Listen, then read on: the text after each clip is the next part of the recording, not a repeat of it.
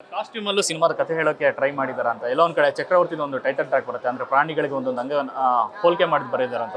ಇಲ್ಲಿ ಸಿನಿಮಾದ ಕಾಸ್ಟ್ಯೂಮ್ ನೋಡ್ರೆ ಒಂದ್ ಕಡೆ ನೋಡ್ರೆ ಚೀತಾಗೆ ಸಂಬಂಧಪಟ್ಟಂದಿರುತ್ತೆ, ಇನ್ನೊಂದ್ ಕಡೆ ಆನೆಗೆ ಸಂಬಂಧಪಟ್ಟ ಬ್ಲ್ಯಾಕ್ ಒಂದು ಸೂಟಲ್ಲಿ ಕಾಣಿಸಿರೋ ಒಂದು ಈ ತರದೆಲ್ಲ ಒಂದಷ್ಟು. ಓ ನೀವಂತೂ ನೆಕ್ಸ್ಟ್ ಲೆವೆಲ್ ಅಬ್ಸರ್ವ್ ಮಾಡ್ಬಿಟ್ಟಿದ್ದೀರಾ. ಇದೆ ಅಂದ್ರೆ ಅದೇ ಹೇಳ್ದೆ ಅಲ್ಲ, ಆ ಪಾತ್ರಕ್ಕೆ ಏನ್ ಬೇಕು ಅದಷ್ಟೇ ಮಾಡಿರೋದು ಬಿಟ್ರೆ ಒಂದು ಬ್ರೇಸ್ಲೆಟ್ ಕೂಡ ಎಕ್ಸ್ಟ್ರಾ ಆಡ್ ಮಾಡಿಲ್ಲ.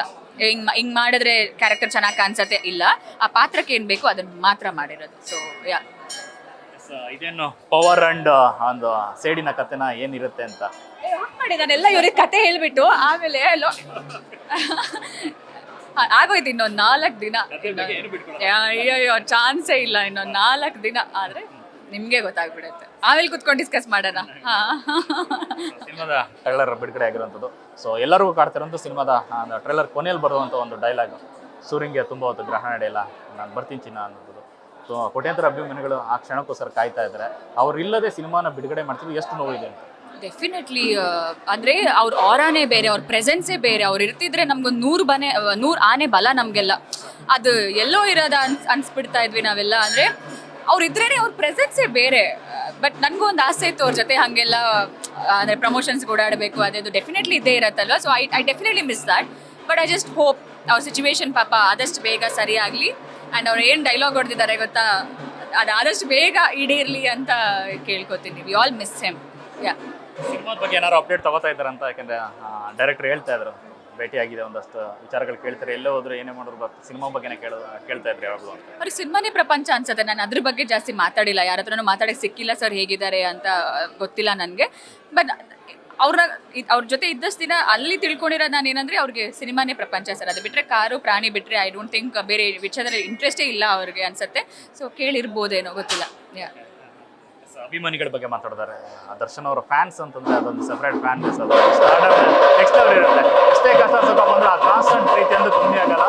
ಅದನ್ನ ನೀವು ನೋಡಿದಾಗೆ ರಚನಾ ಅವ್ರ ಅವ್ರು ಬರ್ತಾ ಇದ್ದಾರೆ ಅಂತ ತಕ್ಷಣ ನಮ್ಮ ಸಿನಿಮಾ ಹೀರೋಯಿನ್ ಅಂತ ಪ್ರೀತಿ ಈಗಲೂ ಎಷ್ಟೋ ಜನ ಮಾತಾಡ್ಸೋದು, ಫೋಟೋ ತಗೊಂಡೋದಾಗ್ಲಿ ಮಾತಾಡೋದಾಗ್ಲಿ, ದೇ ಆರ್ ಜಸ್ಟ್ ಲವ್ ಅಷ್ಟೇ. ಅಂದರೆ ನನ್ನ ಕನ್ಸು ಮನಸ್ಸಲ್ಲೂ ಅಂದ್ಕೊಂಡಿರಲಿಲ್ಲ ಲೋಕೇಶ್ ನನಗೆ ಈ ಲೆವೆಲೇ ಪ್ರೀತಿ ಕೊಡ್ತಾರೆ ಅಂತ.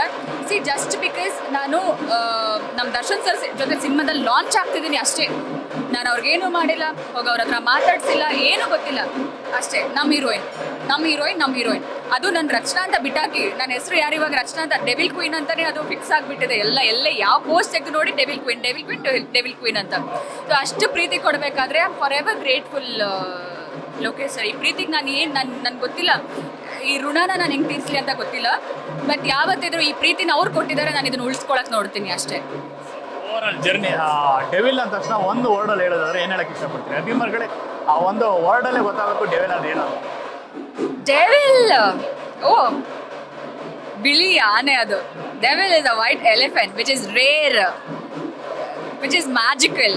So devil is beautiful journey Lokesh sir. ಅದು ಡೆವಿಲ್ ನಮ್ಮೆಲ್ಲರೂ ಉಸಿರು.